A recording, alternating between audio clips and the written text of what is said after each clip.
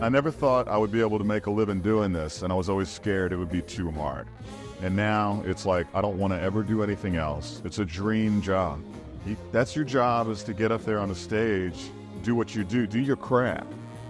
And you get to make people happy, and you see it. You see it's like 300 people, 400 people, whatever it is. Sometimes I'm on a bigger tour, and what's better than that? So you see the impact that it has on people with music.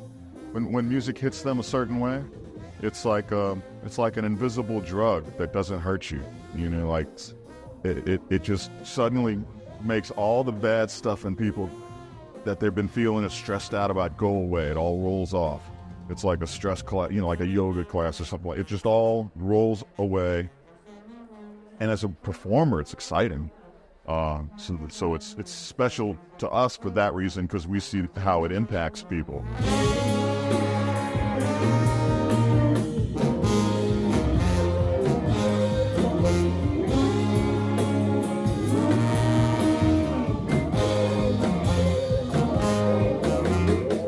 You know, you put some music on, you smile, makes you feel great. You be sick, you put something on, you forget, you know, that it hurts so bad. If you go through a breakup or something, what do? You put your favorite records on, get you through it. It gets you through the tough time. Get on down. I started in the band, you know, like when you're in 4th grade and they start, you know, there's instruments. They say, if you want to be in the band and do this. So if that's considered formal, I guess, yeah, you know, I went that route.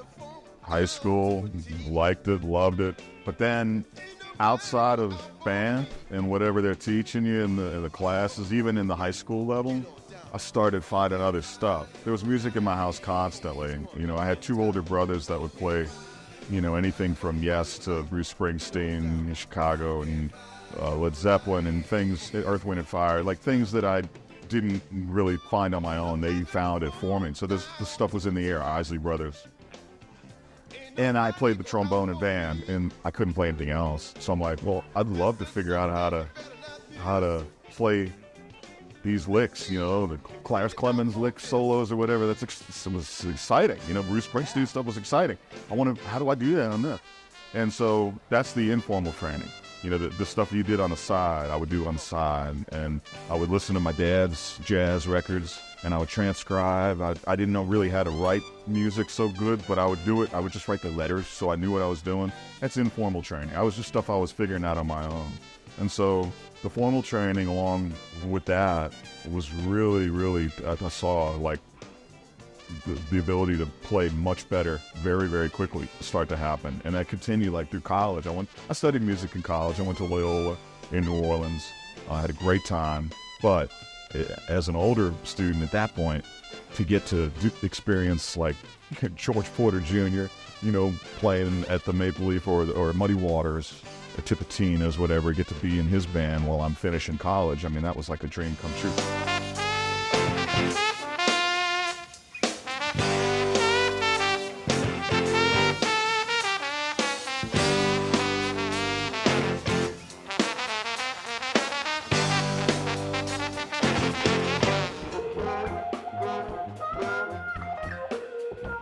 The first instrument I played was piano, actually. My older brother played piano. That's what you do, you know, when you're a kid, right? If you're really young, put him in piano lessons. And I liked it. I didn't, we talked about formal training a second ago, and like, I didn't really like the formal training part of piano lessons. Piano lessons, I fought that. I was like, I don't like this. I don't like piano lessons. Band was different with the trombone in the school, your friends, you know, it's more of like a social thing a little bit, sort of. It's just more fun. And it's, when you're in school, you're getting out of some other class to be in band. So you're really fired up about it. But piano lessons, that's stuff you have to do like after school. And then you'd rather be out playing or doing whatever.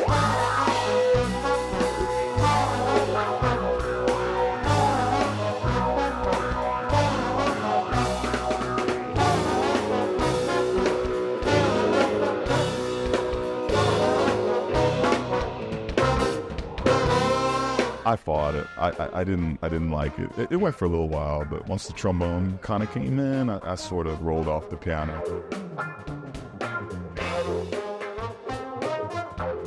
The lessons I get are on stage every night with whoever I'm playing with.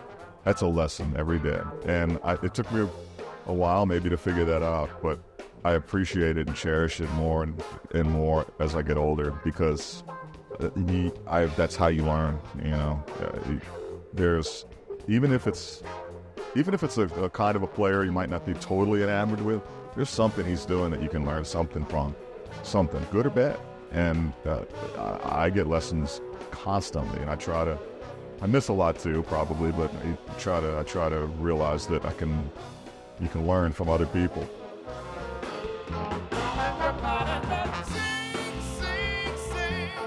One of the things I'm doing a lot of now that I really, really enjoy is arranging, like for different people. I like to, and people say, well, okay, what is arranging? You know, because you have a songwriter, and everybody knows the songwriters, like, you know, make a ton of money if that song hits really well. And I write some songs too. All have been very unsuccessful. But arranging is like you take a song and they want to know, okay, well, we want to know how the horns, what's the horns role going to be? What's the horn arrangement? We want you to write a horn arrangement for the song that I wrote. So it's like determining when they show up, when they go away. How can they build the song to be a better song?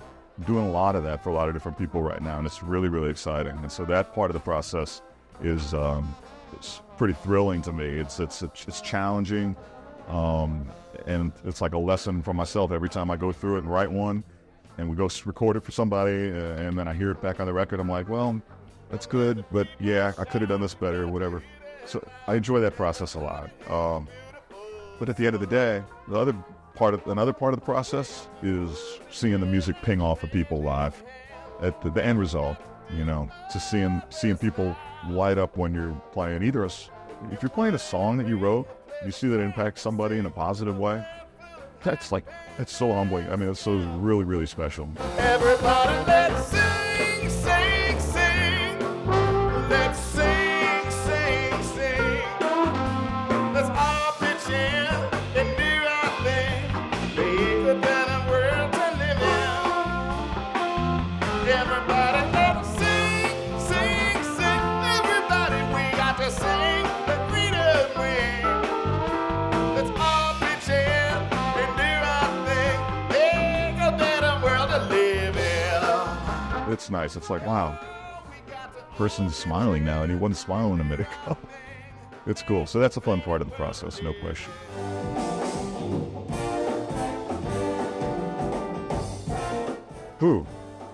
Stuff on the radio, you know, the AM radio stuff. And so that could be anything from like Paul McCartney. When I was really small, Beatles had already broken up, and there's, you know, you would have like Wings on the radio, Uncle Albert, that kind of thing. My brothers would play that. We had the cassette tapes, you know, they had a cassette tape machine. I think when we were moving down to New Orleans when I was really, really small, that tape was, you know, one of the first things I remember hearing. Color My World by Chicago. Fancy Colors, actually, more than Color My World. It was Fancy Colors on that tape, and Uncle Albert, that kind of stuff. Wow.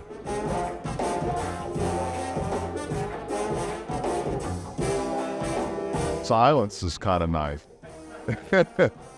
I do. I love it. I mean, I really love it. People are like, "Why don't you talk? Why don't you say something?" You know, I'm just a quiet guy.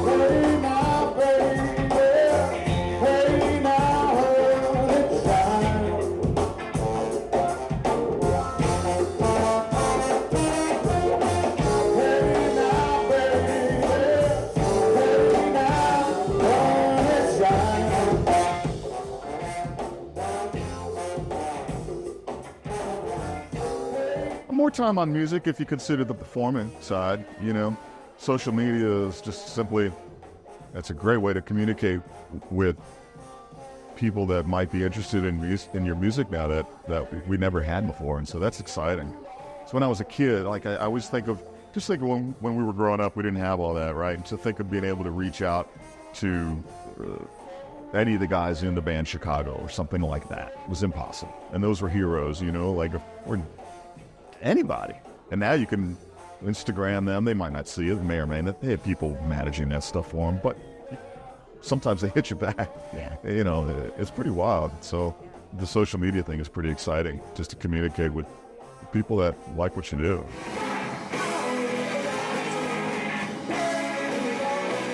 I think the most inspiration I get is definitely from folks I'm playing with in the moment. You know, we just played a set just tonight.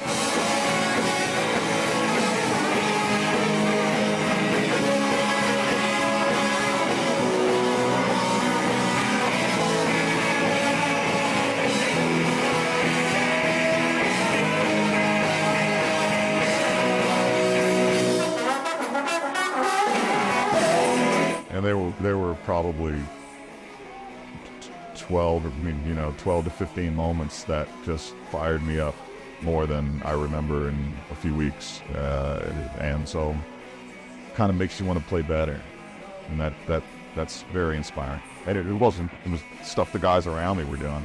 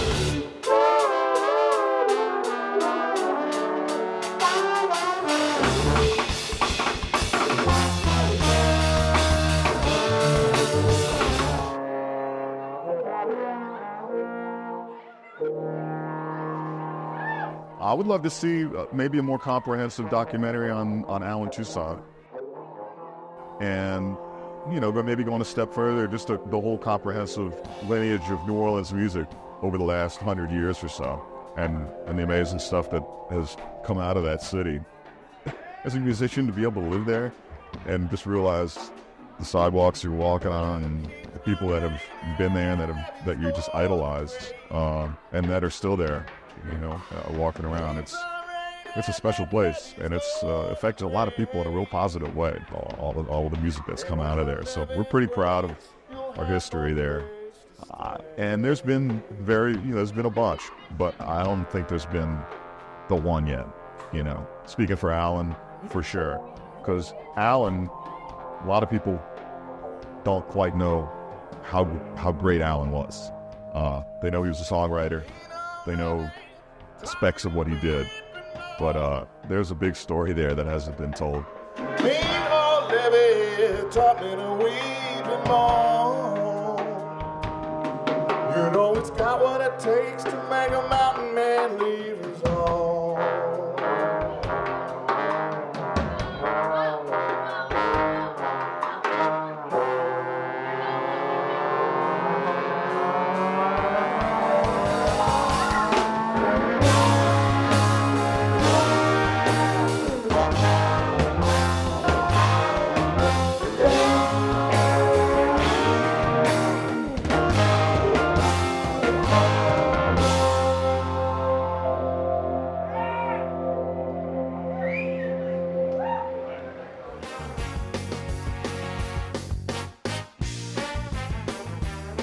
Having two kids that still don't curse at me when they come home from school, they still they call me dad and they say I love you, dad, every once in a while, and I'm like, and so that's a big one to me.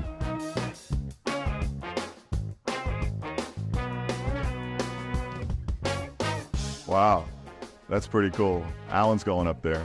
Alan Toussaint. I mean, gosh, American musicians, there's so many. It's tough, man.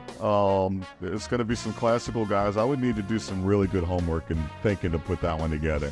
But I would definitely say, I'm biased towards Alan Toussaint. I mean, I'm sorry. He's awesome.